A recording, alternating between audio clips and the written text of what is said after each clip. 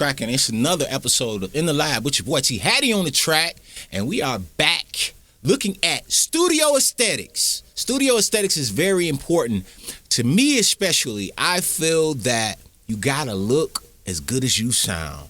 You look good, you sound good, you feel good.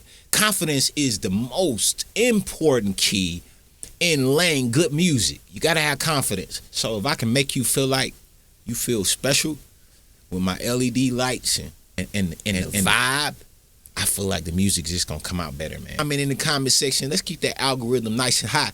Yeah, let's get to our first one, man. I'm excited. All-in-one studio stand. It's actually what I use for my talking headshots. It allows me to mount my camera, audio, lighting, my phone for notes. It's all weighed down by sandbags and is on wheels so you can roll it around. And the really cool thing is that you can also use it for top-down shots, which makes it a very functional piece of equipment. It's a couple reasons why I like it, because my number one reason is, in order for you to make it in this video, I know it's going to take consistency. Man, and you're not going to have people to help you. You're going to have to figure out how to do it yourself. And I love these carts because everything that he need to get the job done, whether his help show up or not, brother can get it done. Man, you got to love that. You got to love it. And I want to encourage somebody out there, man, if you trying to get into this creative space, number one, you got to prepare yourself for audio and video. Don't come into this game just doing one. So on your dream studio list, make sure you figure out how to get you some lighting, some good lighting, a camera, the camera phone. I'm using my iPhone right now, bro. iPhone is beautiful. And you want to be able to do aesthetics, and you want to be able to do video, and you want to be able to do audio. Do all of it. I feel because video is going to be your vein for marketing. It's going to be there. So why not incorporate that into your list of studio equipment? And then the carts ranging from prices. So the first one here is $329, $158, $109. All of these are regular carts. So you could take something like this and possibly add to it. There's tons of attachments that you can buy from Amazon for different reasons. I feel like if you wanted a square base stand like this, you're gonna pay more money, but you can't. There are other solutions. Okay, here, this is the one. It's the Vivo all-in-one studio live streaming multi-mount.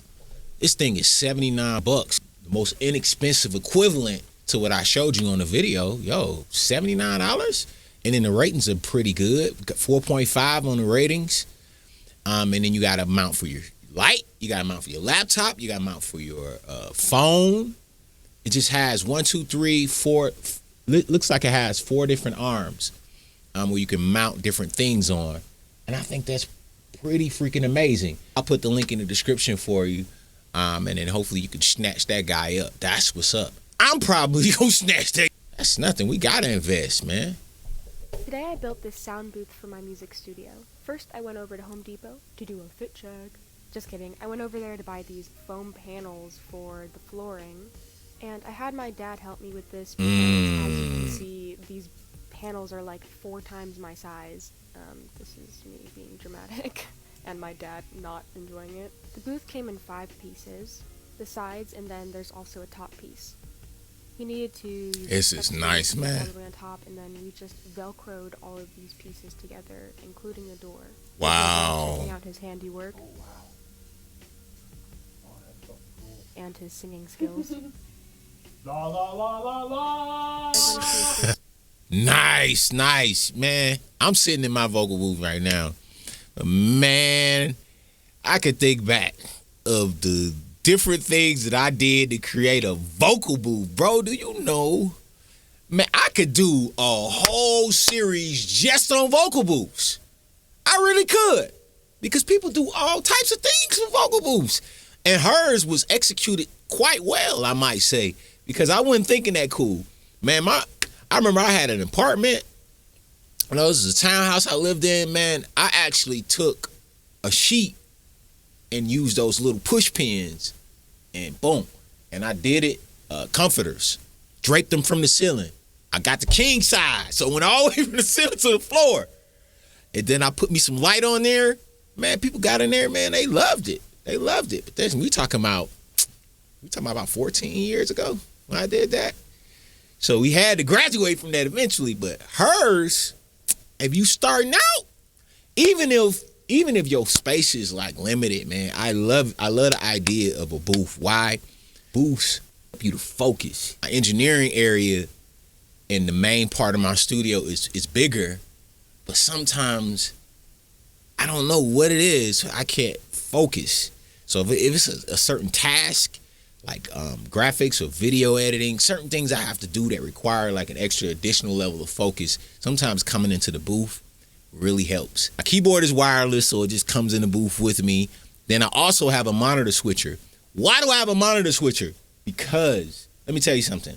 When you get to using window mirroring, like, so if you don't have a specialized video card, the video mirror, you're gonna have delay. And if you have delay, when the mouse and everything, nothing works the same with delay. Let me just say, nothing works the same with delay.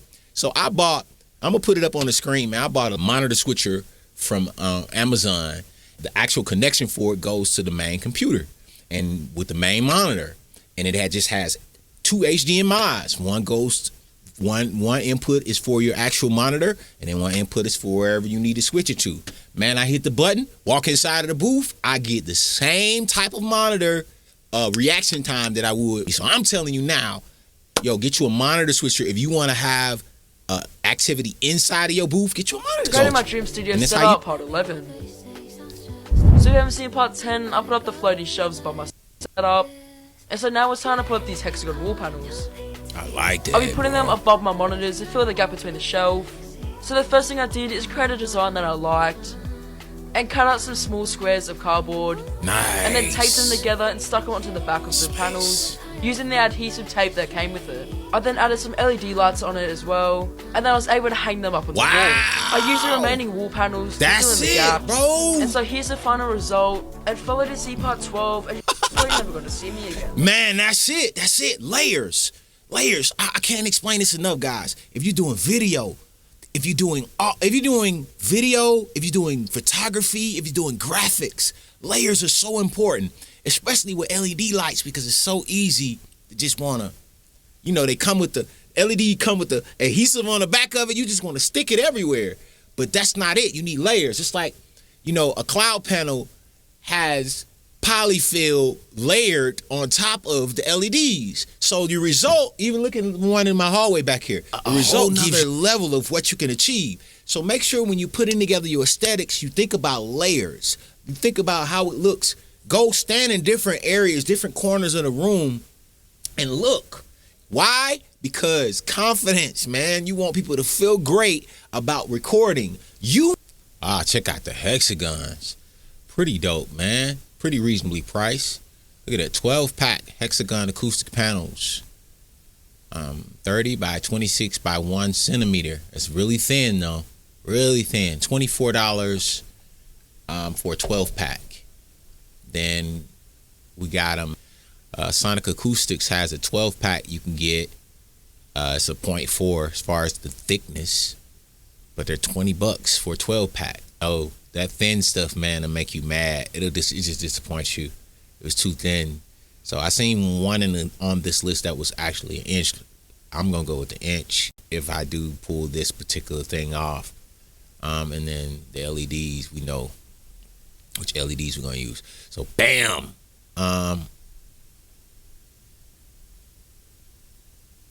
See, Troy Studio, thick acoustic foam panels. They're 2 inches thick, $35 for a 12-pack. So you're talking about $15 price difference from the ones that are on sale, but you're getting 2 inches. I'm telling you, it matters. When you go to put that thing on the wall, and you do what he did with the different, mounting one behind the other like that, I think it'll look doper. So you gotta tell me what kind of stuff you're gonna do to your studio. What plans you have? Do you have any suggestions for our next series on studio aesthetics? If you do, please put them in the comment section. The track coming at you live from MixMajor Studio, and this is In the Lab with MixMajor. Thanks for your time. If you like what you heard, please like, please subscribe, all that. Turn the notification bell on, do all that particular stuff. And I love y'all. This the first one. We doing many more. It's your boy T Hattie on the track. I'm out, man.